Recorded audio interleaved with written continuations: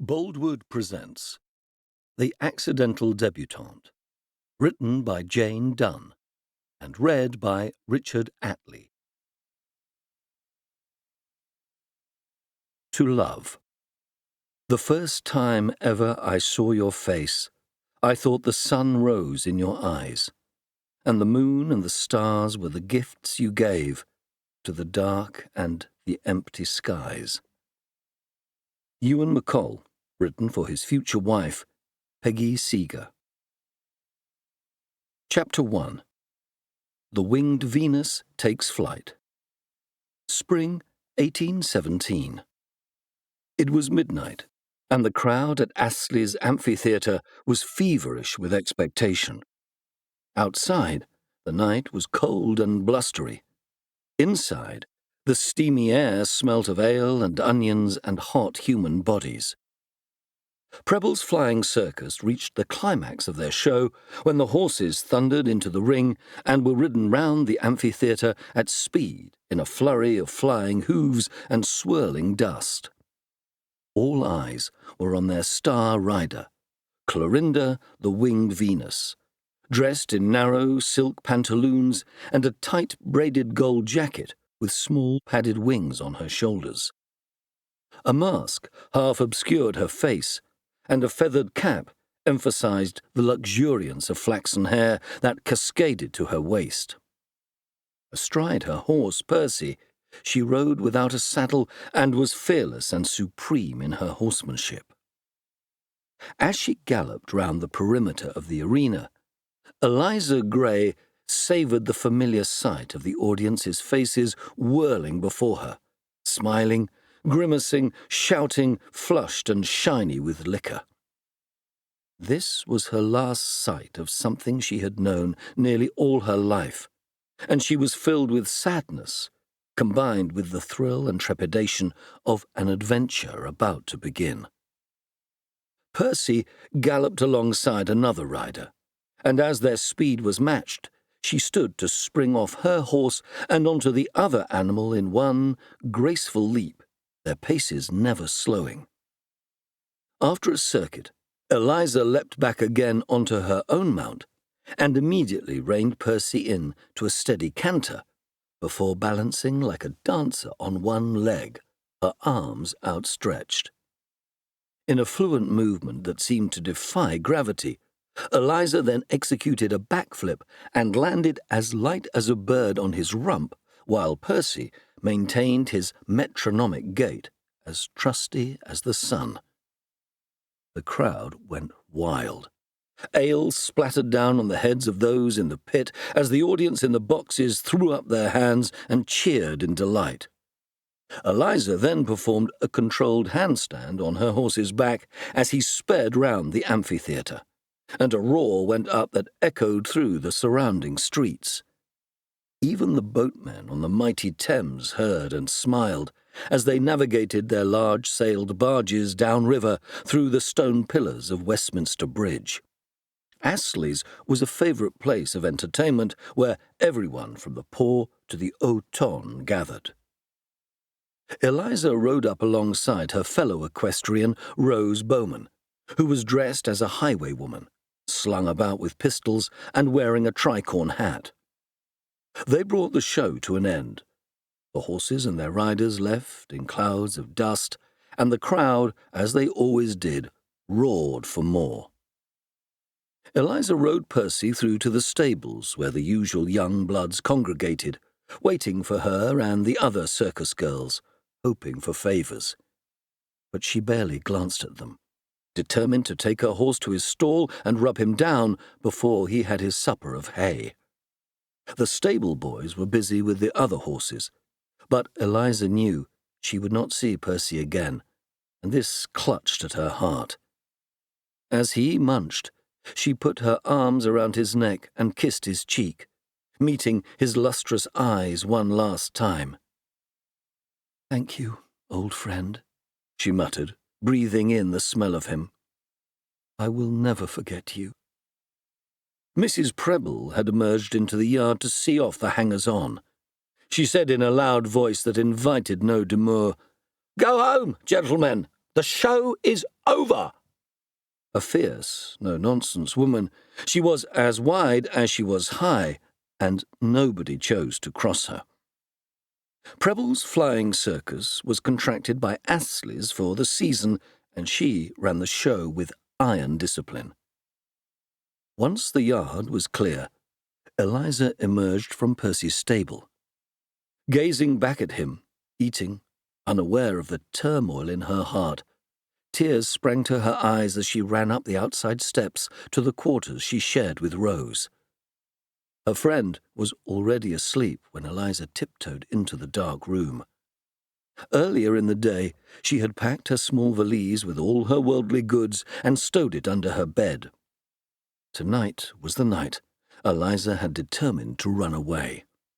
She longed to find her lost parents and live a more regular life, with love, a home and her own family, something she had never known beyond the bluff camaraderie of the circus people with whom she had spent her girlhood. Glancing out of the window, she was grateful the wind had swept the night sky of clouds. The full moon would light her way across the river to St. James's Place. The circus girls had talked about Mistress Burridge, who lived at number 3 and would find work for runaway girls, asking no questions. But she knew she would have to disguise her youth and looks as much as possible to walk the streets alone at night. Eliza's training with Preble's had not just been as an acrobatic dancer and rider, but as an actress too. She had decided the best way to pass unmolested was to look as if she were an old washerwoman. Aware of Rose's regular breathing and not wishing to wake her, she sat at the window and pulled the thin curtain back a fraction to let in the moonlight. Sitting on her bed, she etched wrinkles across her forehead with her stick of grey theatrical makeup.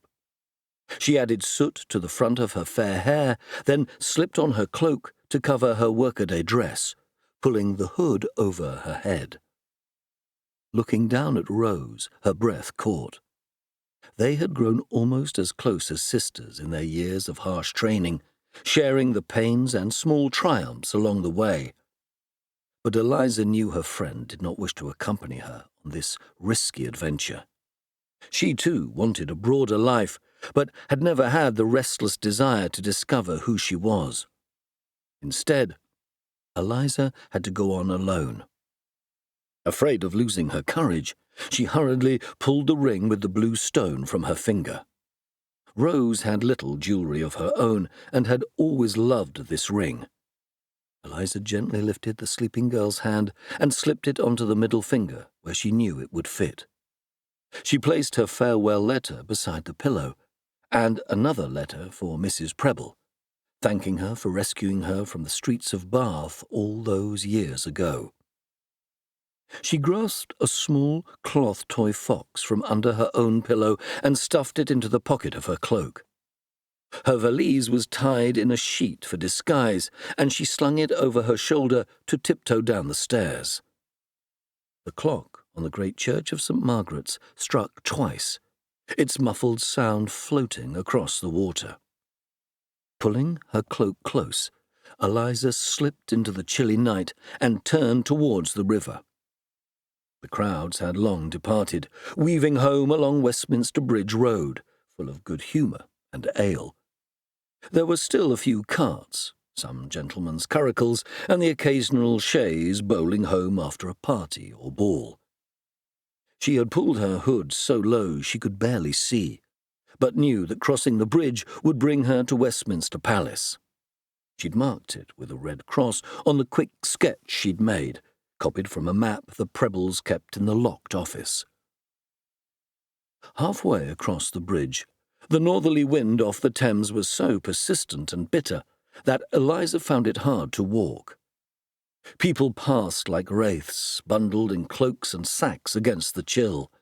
It took all her energy to make it to the northern bank, where she eventually reached Parliament Street.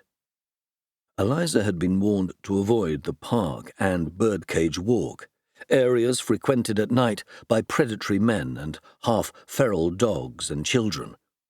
but even the Mall, with its numerous trees, seemed dark and threatening when you were cold and alone.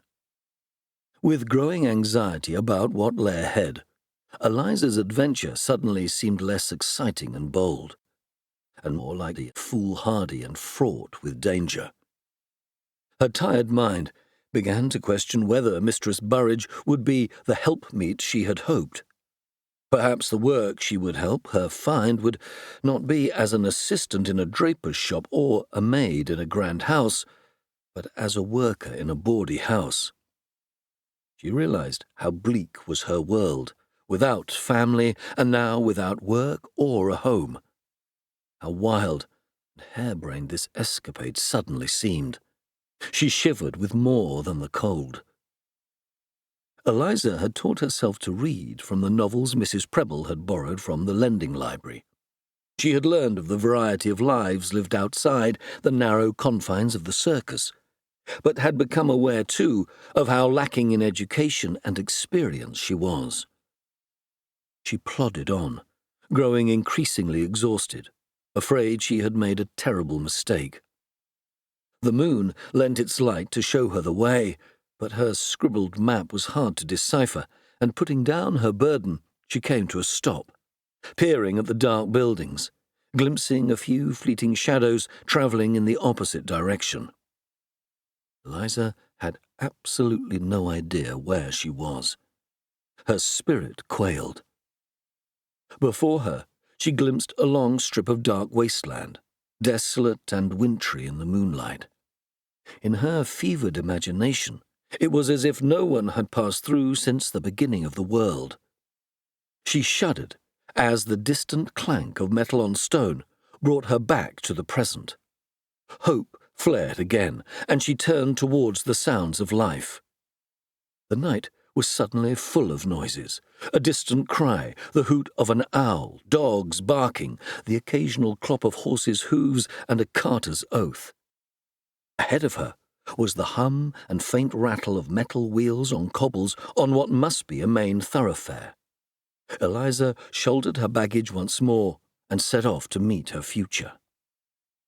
Turning the corner into a wider street lined with grand houses, she was buffeted by a sudden gust of wind and stumbled into the road just as a speeding curricle appeared from nowhere. A great cry of warning rent the air. She fell to her knees as the horses, panicked at the sight of her and being reined in hard by the driver, trampled over her. The curricle wheels clanked to a halt just before crushing her leg. Eliza's head hit the cobbled road with a sickening thump, and everything went black. His lordship, Raven Purfoy, more formally Earl Purfoy of Hartfield Castle in the county of Herefordshire, was in a good mood. White's was his favourite club for a reason.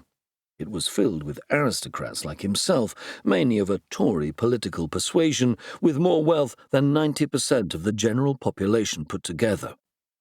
Landowners all, they were convivial gamesters, and gossip of fortunes lost or gained entertained the ebbing hours. He had had a good night, winning at his favourite occupation, playing hazard with well-lubricated friends. But it was past 2 o'clock in the morning, and he was tired and overtopped on brandy. He pocketed his winnings, rose from the table, saluted his friends, and set off in search of Taz, his groom.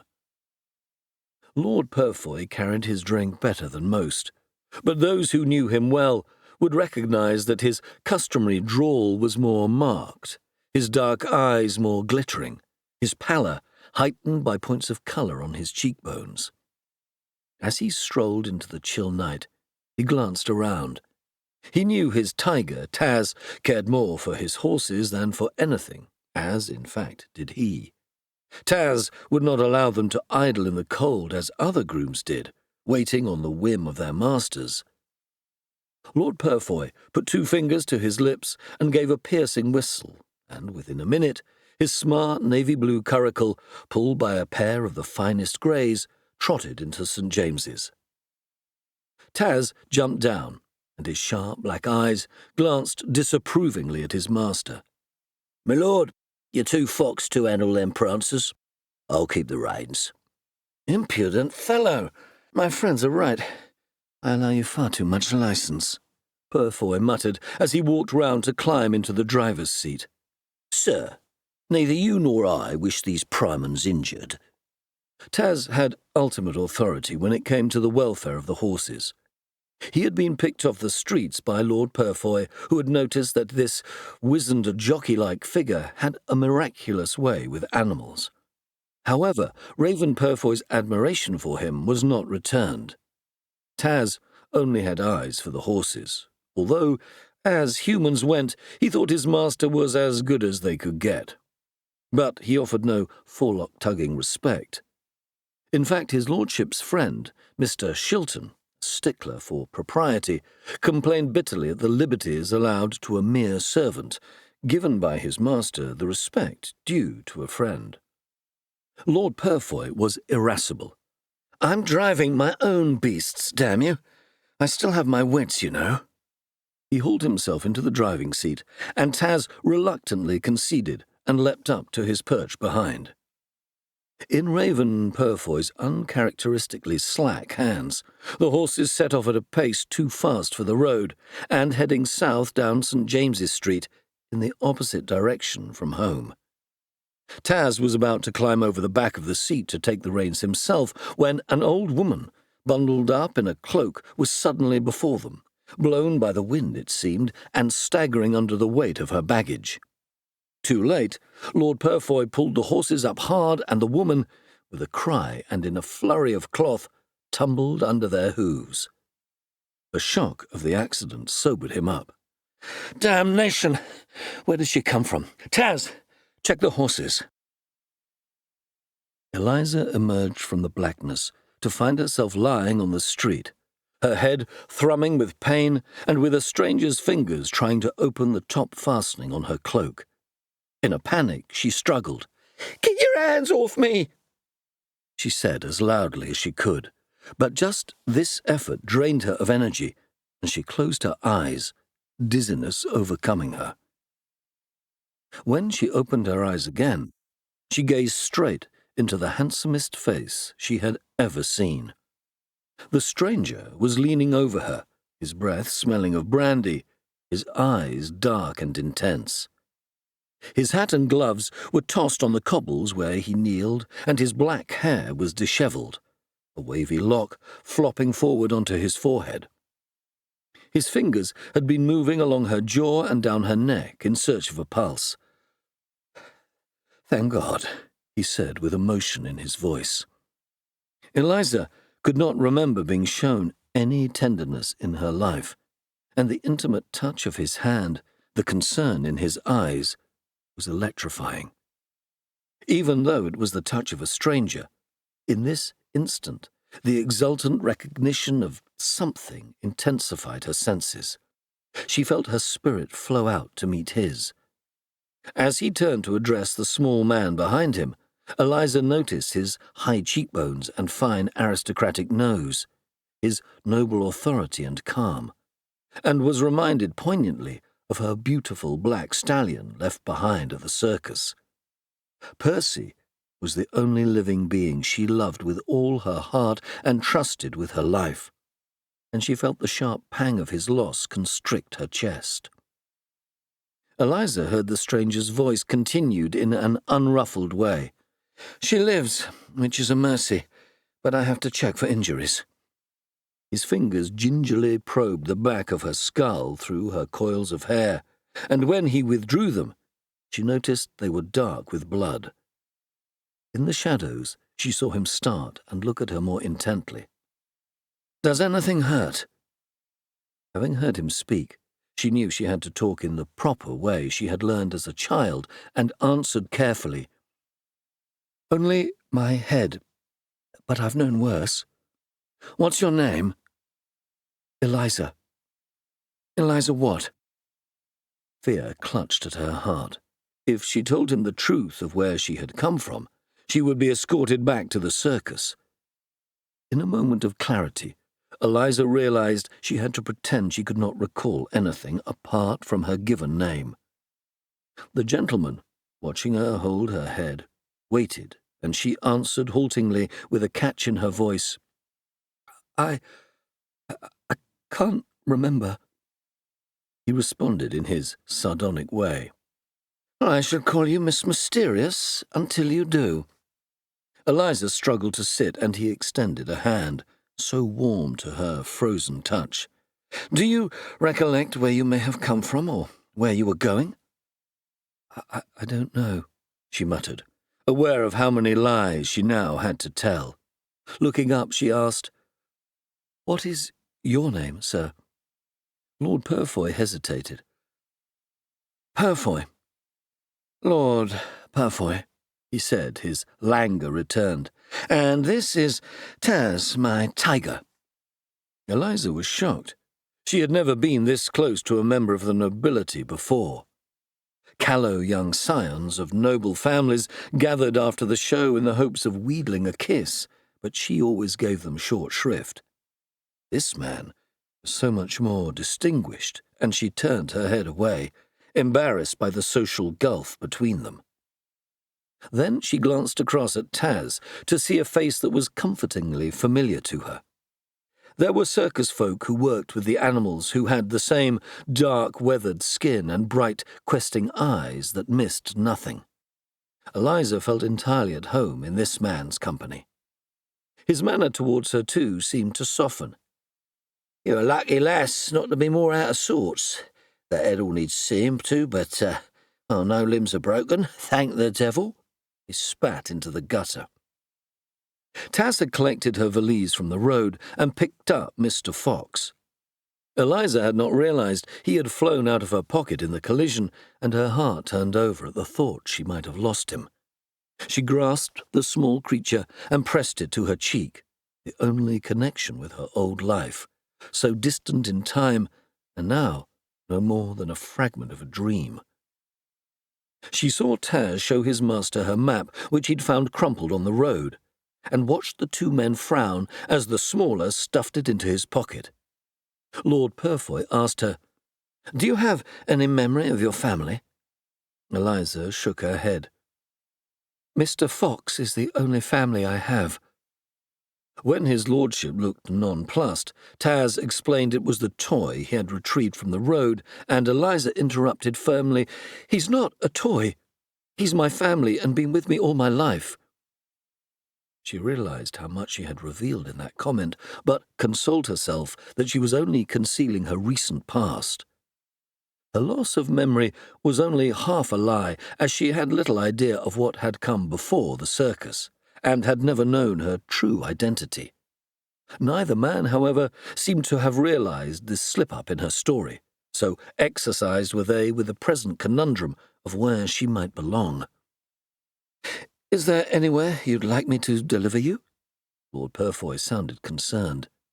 Eliza was uncertain and said in a hesitant voice, I did have a map with an address and the name of a lady who might give me work. Lord Purfoy ignored this and said to Taz, I can only think that Mrs. Wolfe would be the person to know how best to proceed.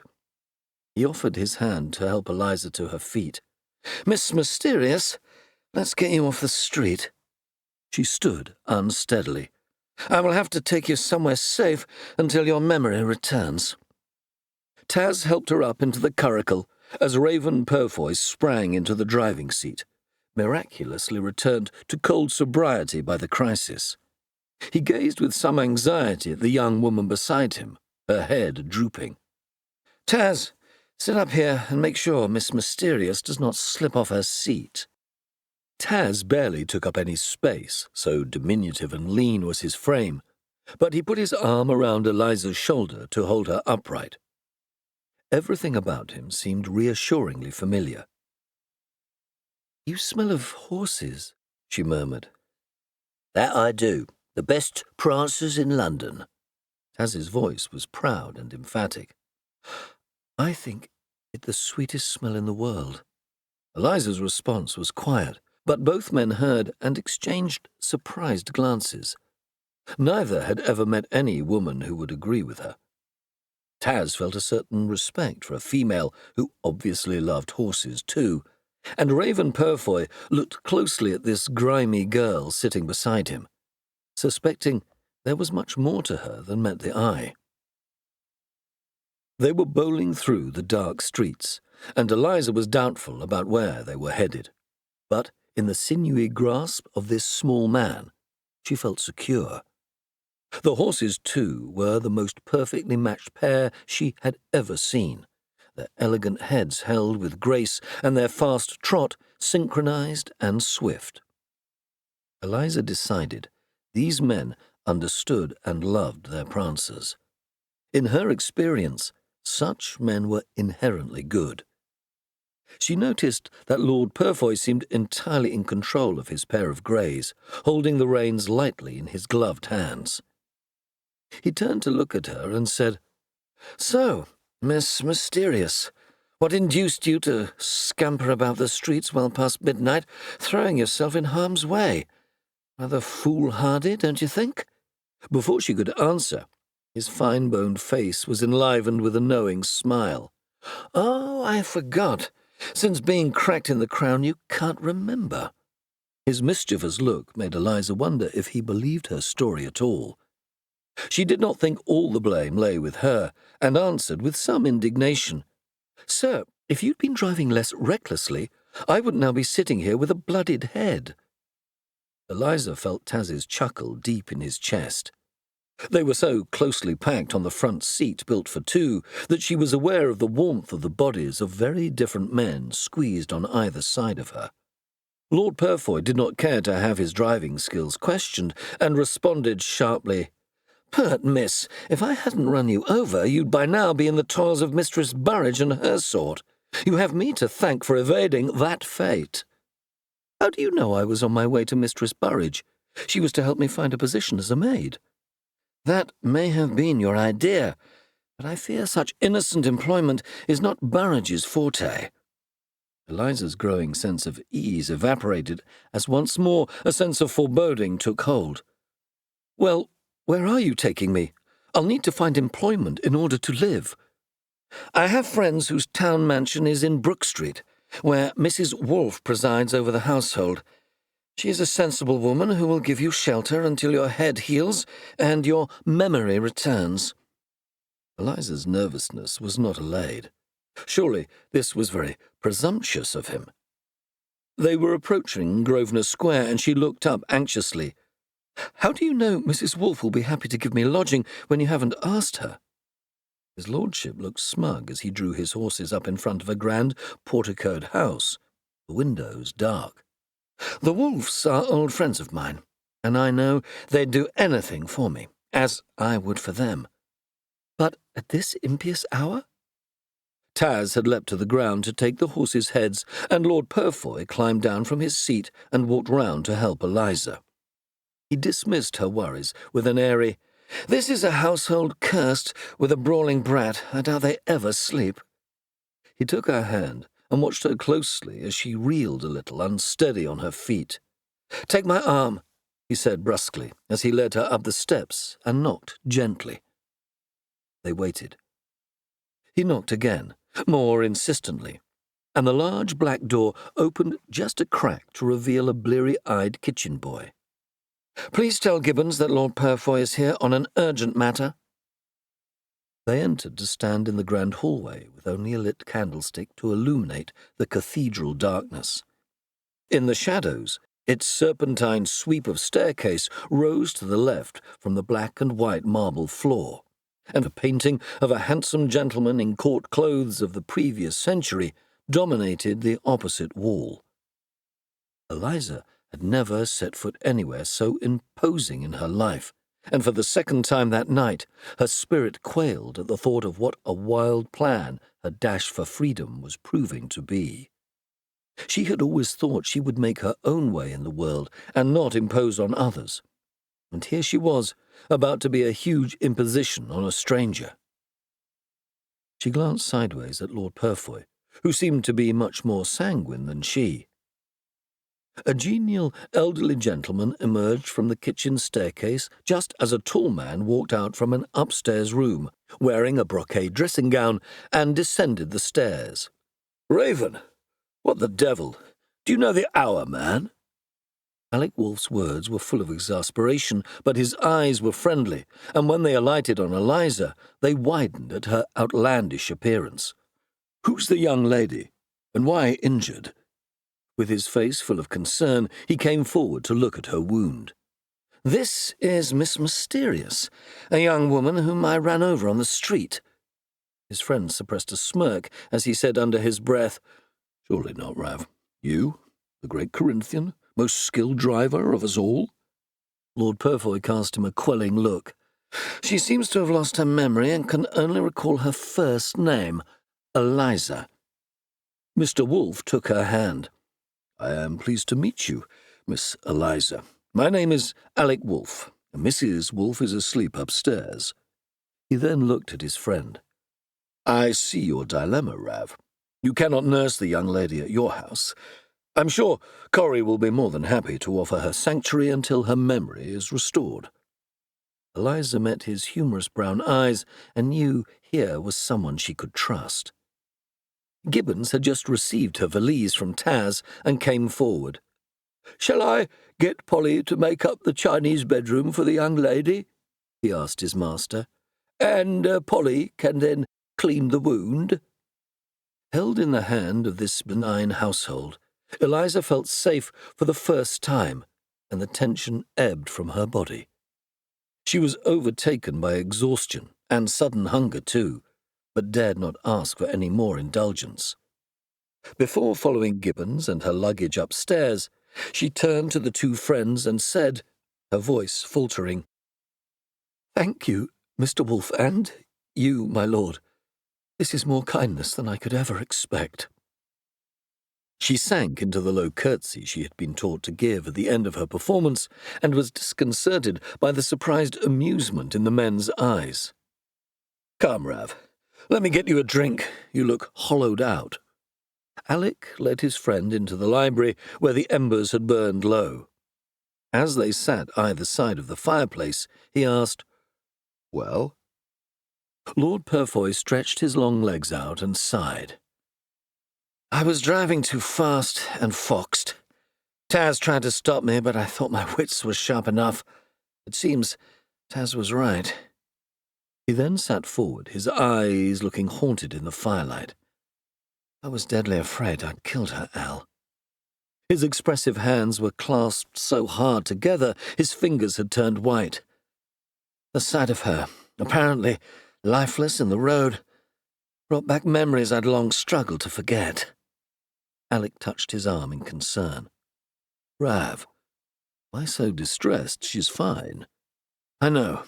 When she opened her eyes, I was overwhelmed with the relief that this time fate was kind. Alec steered his friend's thoughts back to the present. So, who is she? And what's the chit doing out so late? Running away? Alec Wolfe's eyes were troubled.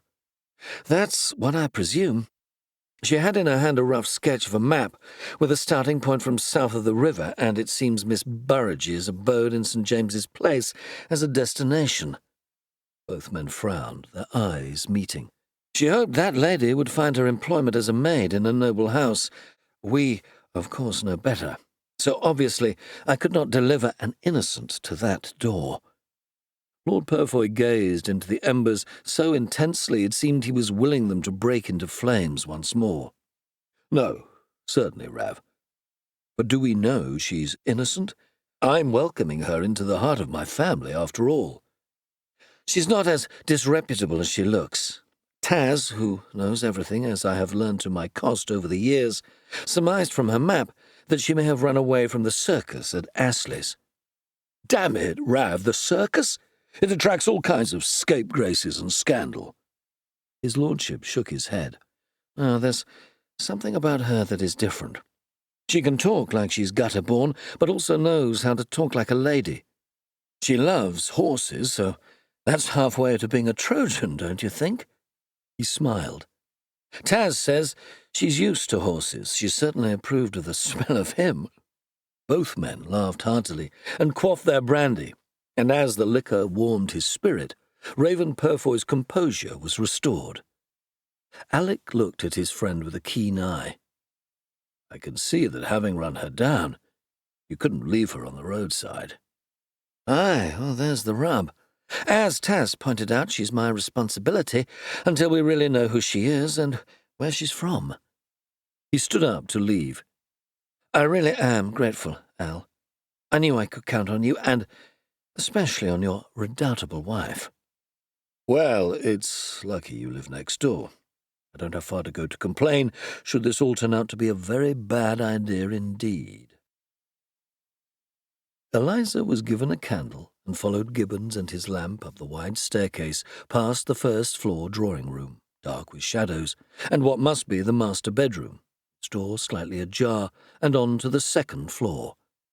In the dimness, she could make out the ancestral portraits hanging on the walls, their eyes watching her in the flickering flame.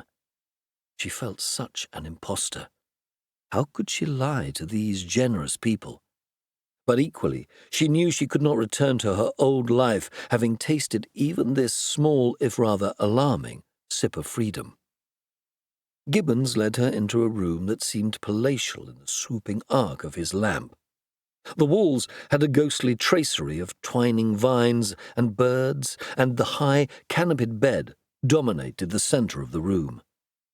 A young maid was turning back the sheet, and a steaming jug of water waited for her on the dressing table. "This is Polly, and she will help deal with your wound. I hope you sleep well, miss." Gibbons bowed and left the room. Eliza sat down in the chair by the looking-glass and saw her reflection for the first time. She gasped in shock. What a disgrace she was, her face grimy, her flaxen hair grey with dirt and dark red at the crown with dried blood. Her clothes had always been workaday, but now they were stained with the mud and dust of the road. She looked like a beggar girl and felt ashamed. What had Mr. Wolfe and Lord Purfoy thought of her? She was amazed to be given this beautiful room and not just a cot above the horses in the mews. Polly straightened the quilt and came to stand beside her. Eliza was embarrassed to be offered the services of a maid who had been woken from her bed, and gazed uncertainly into the young woman's sleepy blue eyes. But Polly's charming, scrubbed face and friendly manner put Eliza at her ease, grateful for her care examining her head. "Lawks, miss, what a mess! Lucky it's not bleeding any more."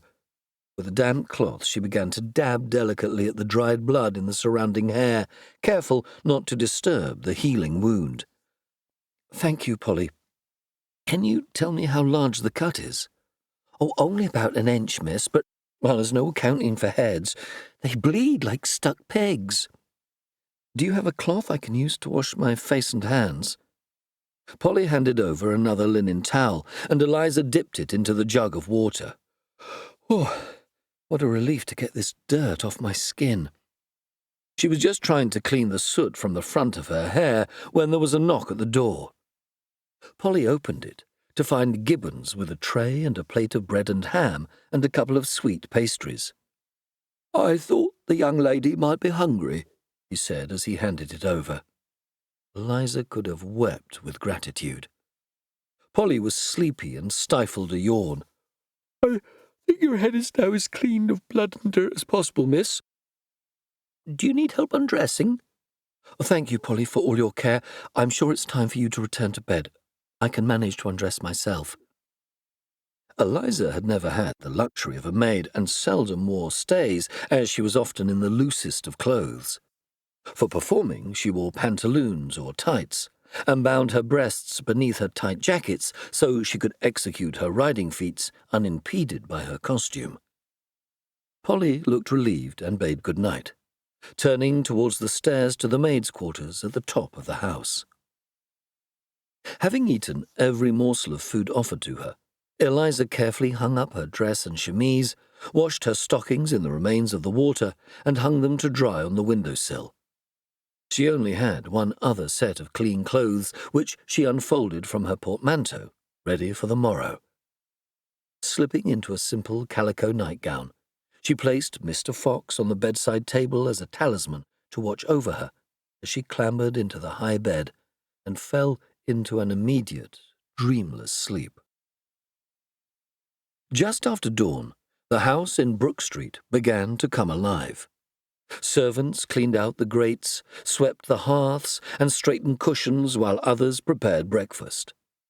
As it became more truly morning, pitchers of hot water were carried upstairs to the family rooms, and one for the mysterious guest who had arrived in the middle of the night, a head cracked open by some ruffian, so went below-stairs gossip. Alec Wolfe had been lying awake since 7 in the morning, reluctant to rouse his sleeping wife curled beside him, a hand casually flung over his arm. He gazed down on her face, amazed still by her beauty and his good fortune in being loved by her. Her long, russet hair lay in a loose plait behind her, her skin slightly flushed from the warmth of their bed. Her fingers were stained in places by the pigment she used for painting the portraits that were beginning to bring her fame. He felt an irresistible urge to kiss her. As he bent his head, her eyes opened and met his. "Good morning, Mr. Wolfe. I hope you slept well." He pulled her close and tucked his arm round her back. "I slept very well until dear Rav came calling at 3 in the morning. "Good heavens, why on earth? He has his own home to go to. Was he too foxed to notice he'd come to the wrong door?" She laughed. "No, my darling Corrie, by the time I saw him he'd sobered up, but I'm afraid we have a house guest." Alec looked rueful. Corinna struggled to sit up and said, a note of urgency in her voice, "You mean your American cousin has arrived early?" "No, this is a stranger to us both. A young woman run over by his lordship last night, travelling too fast and in his cups. As you can imagine, Taz was most put out." "Poor girl. Is she injured? Who is she?" "Well, that's a mystery. Her name is Eliza, but she cannot remember anything else. Rav, of course, has called her Miss Mysterious, which amuses him greatly." "I suppose he couldn't take her home without a chaperone to protect them both," Corinna mused. "Is she hurt, Alec?" "She had a crack on the head, but it had stopped bleeding by the time she arrived at our door." "Goodness. Perhaps that accounts for the lost memory. I'd better get up and see to her." Alec Wolfe's arm around Corinna's shoulders tightened as he folded her close to his chest. "Not yet, my darling Mrs. Wolfe."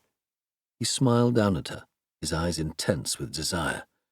"You're so warm and soft and smell as sweet as hay. I cannot resist you. Thank ye gods I no longer have to." They both laughed and slipped lower under the embroidered quilt. "So, I smell as sweet as hay, sir. You make me sound like one of your favourite hunters." Corinna's giggle ended in a sigh. "Oh, Alec, I can't be long. I want to welcome this young woman to breakfast. And our little Emma will soon be scampering in, having escaped from nurse."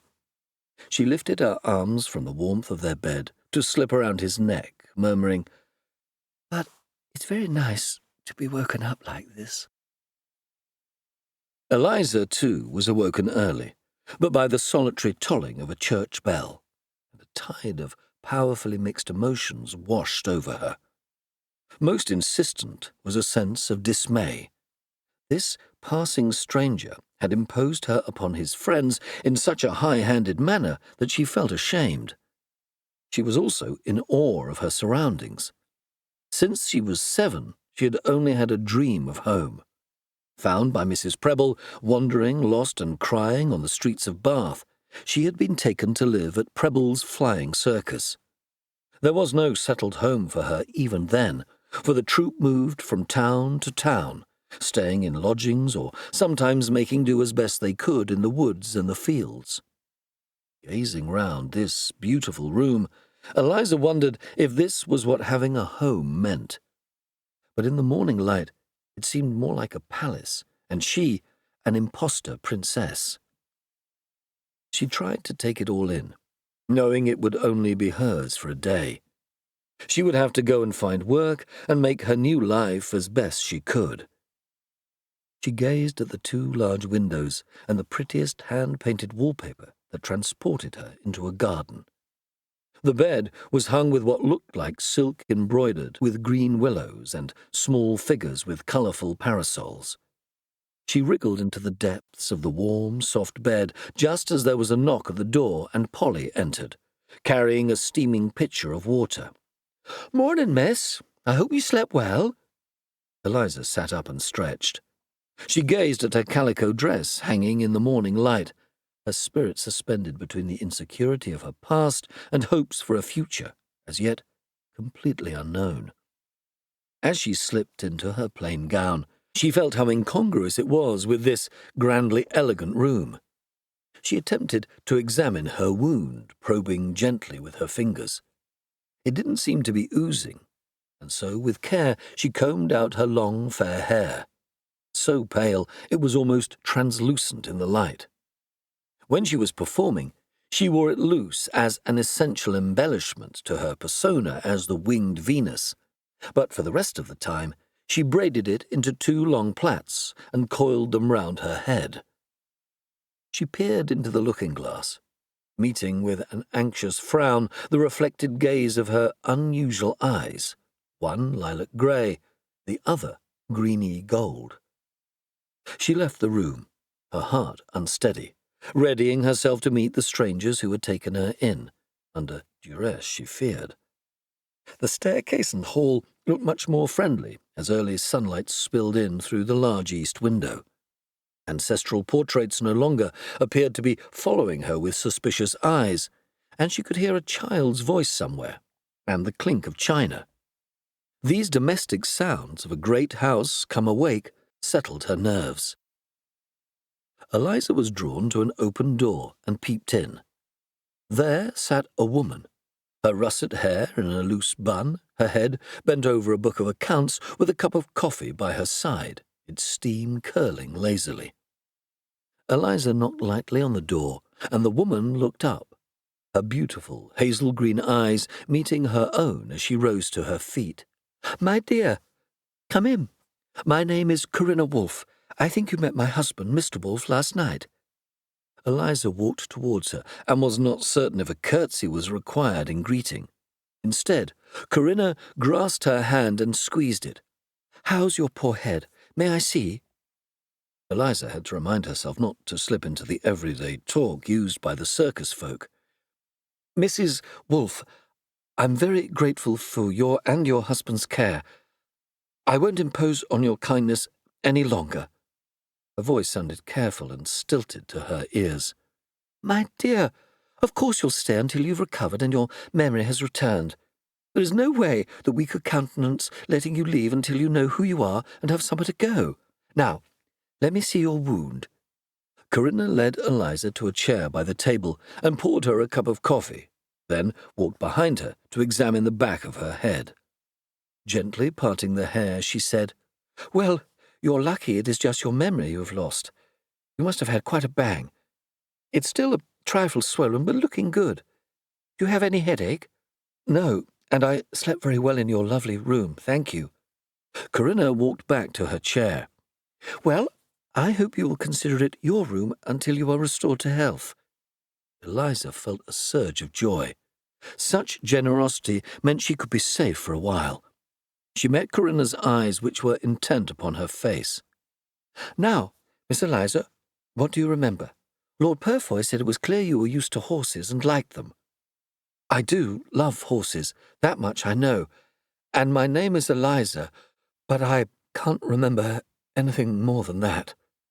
Eliza's voice wavered as she was clutched with shame at lying to this kind, trusting woman, but she was so determined not to be taken back to the circus that she knew she had to continue with her charade until she had had time to work out what to do next.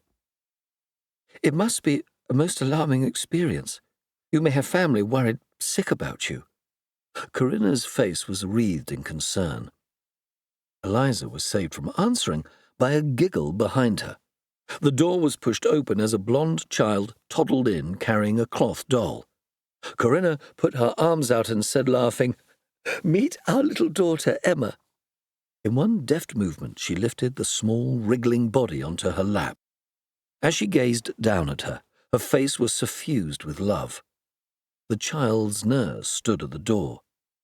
"Mrs. Wolfe, Miss Emma's so determined and insisted on seeing Mamma."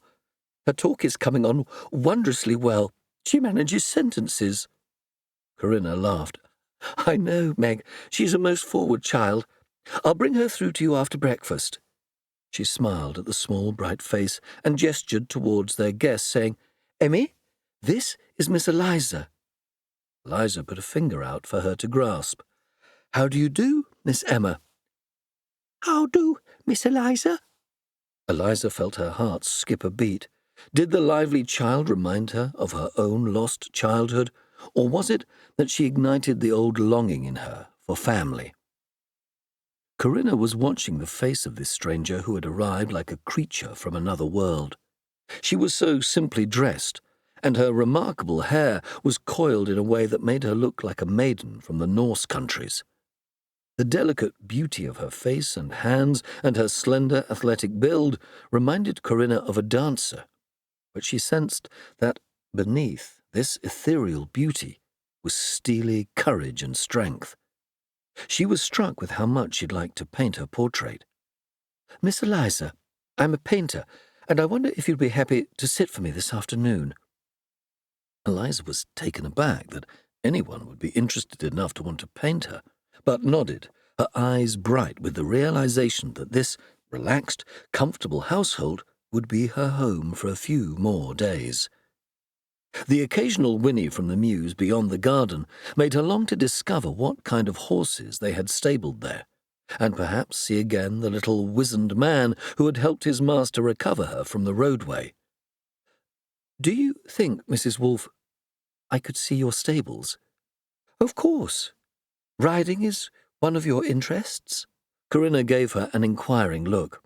When Eliza nodded again, an idea lightened Corinna's face. "You seem to have brought very few garments with you. Until you remember where you live, would you like to borrow some of my clothes? I have so many that I can no longer fit into, but you are very slender, as I used to be before I started breeding." She laughed ruefully, then looked up as Alec Wolfe came into the room, and once again her face glowed as she wordlessly lifted up their child for him to take in his arms. Eliza was surprised at how tall and broad he looked in daylight, dressed in such good clothes that even she recognized their distinction. She had only seen him in his dressing gown, woken from sleep, and her embarrassment at being imposed on him and his family in the middle of the night meant she had barely met his gaze. This morning she noticed the crinkle at the corner of his brown eyes as he looked fondly at his wife and baby, then turned his smiling face to her. "Miss Eliza, good to see you restored to health. I hope you slept well." "Thank you, sir. It's a most comfortable room. I am more grateful than I can say for your and Mrs. Wolfe's kindness." Corinna interjected. "Alec, my dear, I've offered to lend Miss Eliza some of my clothes that no longer fit." "That's the best news," he laughed. "Perhaps once this new wolf cub is in the world, you'll stop trying to return to a sylph again. I appreciate the armful you've become." Eliza realized then that her hostess was with child. Alec sat down next to Corinna and put Emma on the floor between them as Corinna continued. "I've also asked Miss Eliza to sit for me. I'd love to paint her portrait." When Alec looked surprised, she added hastily, "Until she recovers her memory and knows again who she is and where she belongs." Eliza thought she should leave her hosts to their breakfast and stood up. "I'll go to the mews to see the horses, if that's acceptable." "Of course." Corinna looked up and gestured to the way. "Go down the back stairs to the garden, and you'll find there's a green door in the wall." Eliza's heart quickened as she stepped into the cobbled yard with the carriage house ahead and stables for the horses, lads busy cleaning out the night straw, feeding and saddling up the hunters ready for their exercise.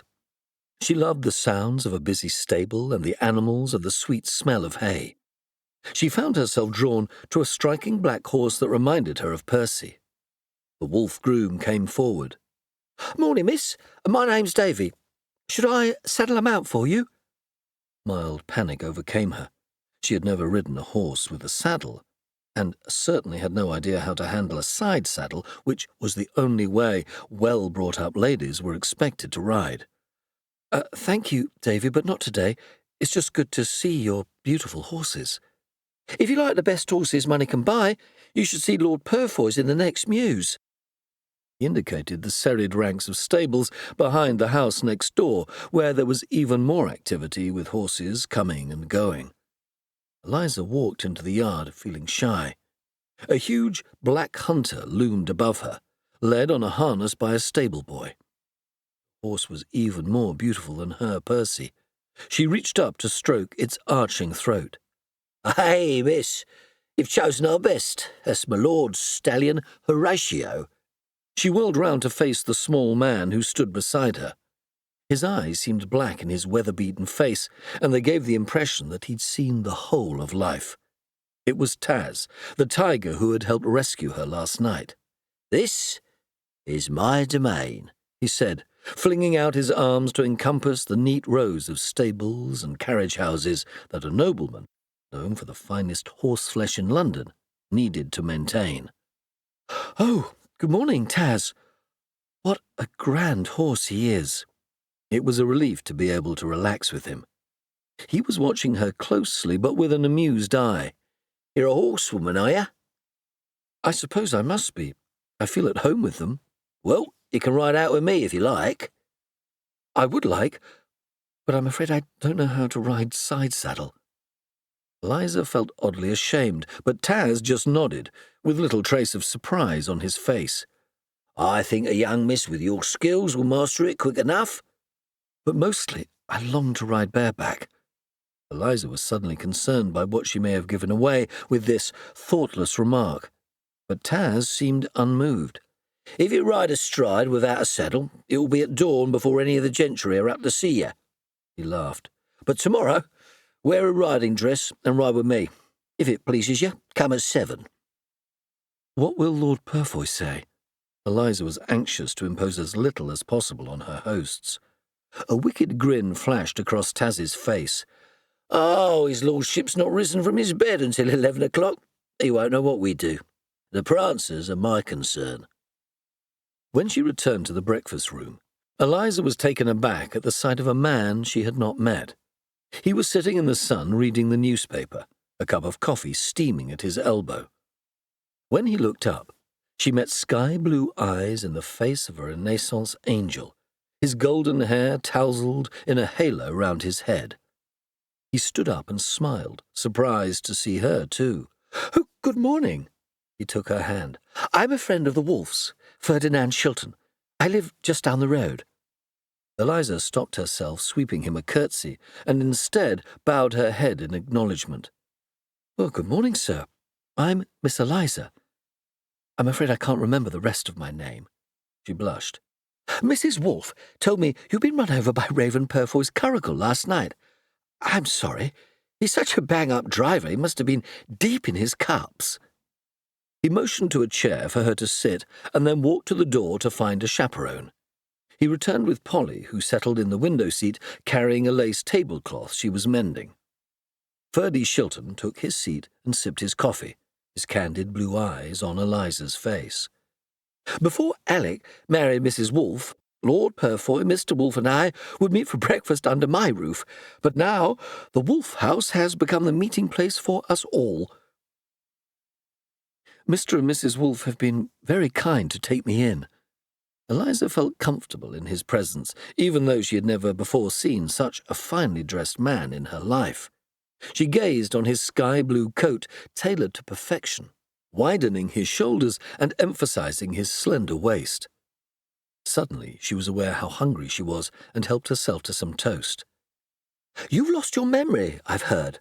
"Oh, dash rum do that. Don't know what I'd do if I couldn't remember where my home was, who my friends were." Ferdinand Shilton's eyes clouded with the thought of how much he had to lose. Worst of all, what my name was. Damn it! He glanced at her, a look of horror on his face at having sworn in front of a woman. "Apologies, Miss Eliza, but losing your family name, that's devilish bad." At that point the door opened and another man, more panther than peacock, slipped into the room. Eliza saw clearly for the first time the man who had run her down in the night and was struck by just how tall and elegant he appeared.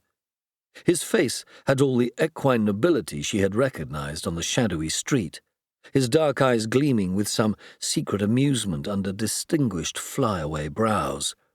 Her initial impression of his astonishing good looks was borne out in the light of day. In an amused voice, Lord Purfoy said, "Good morning, all. Oh, I see, Ferdy, you've already made the acquaintance of Miss Mysterious." He approached Eliza. His eyes narrowed.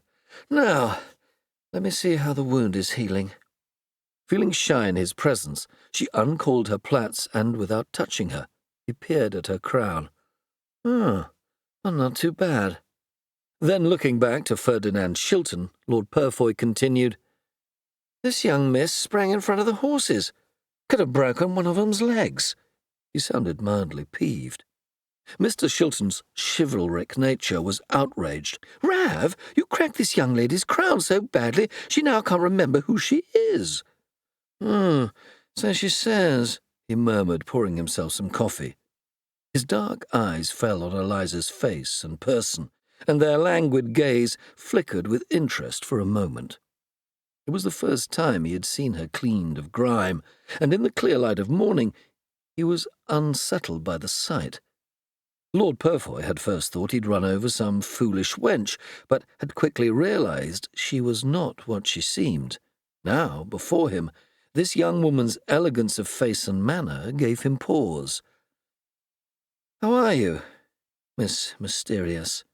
He watched her as he drank his coffee. Eliza took a deep breath. "Much better, sir, thank you." She felt her cheeks flush and her breath come a little faster. He unnerved her. His lordship was like a high-bred stallion whose energy was barely contained under his glossy dark coat, and yet he appeared so cool and restrained as if nothing much ruffled his composure. She had ridden stallions like him, quivering with tightly wound energy, and she sensed that, under that carefully cultivated demeanour, Lord Purfoy's passions were only just controlled. Corinna swept into the room and her eyes alighted on her old friends. "Ferdy! Rav! What a treat! You have made the acquaintance of our guest, Miss Eliza?" Both men had stood up to greet her, and she grasped their hands and kissed them on the cheek. "I'm just going to lend some of my clothes to Miss Eliza, so excuse us, gentlemen." She smiled. "Don't forget to include Ferdy's school breeches. You'd never looked more fetching than when you wore them, Corrie." Raven Purfoy's eyes glittered with mischief and humour. Chapter 2. An American Alights in London. Corinna led Eliza up the stairs. "I apologise for Lord Purfoy's remarks. He's teasing about the time I came to London looking for my father and could only travel alone disguised as a young man." "Did you find him?" Corinna paused on the landing and turned to her young guest, her face soft with the memory. "I found him just in time, in this very house. Having a father was all I had dreamed of." She led the way into the master bedroom. "This used to be his room when he was in town." Eliza looked at the grand canopied bed, surmounted by a coronet, facing two full-length windows spilling light. The silk-hung walls spread their sea-green calm over the space. "It's beautiful," she said in wonder. "It is. It's a continual delight to me that it is now my family home, when for so long I feared I'd have neither family nor home." Corinna gestured to the bed. "That is where my father died, and it's where his granddaughter Emma was born. It's where this baby will be born." She put her hand protectively on her stomach. Eliza felt emotion rise in her throat and clasped her hands together as she said, "Oh, how I'd love to have a family too." Her voice faltered. This was the first time she had ever said this out loud. Corinna looked at her, her face puzzled. "But you'll recover your memory and will be able to find them, won't you?" "I fear I've never known my family." Eliza's voice was a whisper. Corinna stifled her curiosity and, instead of more questions, put her arm around the girl. Let's manage what we can control and let the rest fall as it may. Come into my dressing room. Having lived in the most makeshift places for as long as she could remember, Eliza's short time in the Wolf's house was providing undreamed-of surprises and delights. Corinna's dressing room was a treasure trove of every kind of sartorial luxury. There were shelves of folded snowy white linen chemises, racks of hanging gowns for all occasions, matching silk stockings and gloves in every hue, and a special rail for her ball gowns, shimmering and gauzy in the morning light. Corinna led her to the end of the rail. Here are the clothes I no longer wear. She smiled as she pulled out a selection of day and afternoon dresses, holding them up to Eliza's cheek. I think these will suit you very well. She looked at her guest's high plain gown and said gently, You'll need stays, so I will give you some of my smaller ones. They are very comfortable. I'll ask Polly to help you lace them. Eliza coloured. No woman had ever helped her with feminine dress, and she felt singularly incompetent about how to wear it. That's very kind, Mrs. Wolfe. You seem to have led a sheltered life, Corinna murmured as she laid out a wardrobe of chemises, stays, stockings, and muslin and cotton gowns. She added a couple of Spencers and pelisses, one in pearl grey, and so elegantly trimmed in ermine it would enhance every outfit. You love horses, too, so you'll need my old riding habit. She reached out for a very smart riding coat and a matching full skirt in a fine woolen broadcloth of deep burgundy red. Eliza's heart quickened. All these lovely clothes for her to wear, and a riding habit, too. She would be able to ride with Taz tomorrow, after all. Corinna reached up to the shelf where a series of bonnets were arrayed, wrapped in tissue paper. Of course, as a young lady in society, you will need a bonnet for every occasion. I have so many, I'm sure I can spare you a few. She laughed as she placed 3 neat straw hats on the bed, each trimmed in different coloured ribbons and embellished with fabric flowers. And here's one to wear with your riding habit. Eliza took in her hands the prettiest headwear she had ever seen, a small curly-brimmed top hat with a short black veil and a jaunty cockade of dark red feathers. Mrs. Wolfe, I haven't the words to convey what your kindness means to me. I've never had such beautiful clothes to wear. I'm sure I've never even seen such lovely apparel. Thank you. Eliza put her hand to her heart. Both women carried the clothes up the next flight of stairs.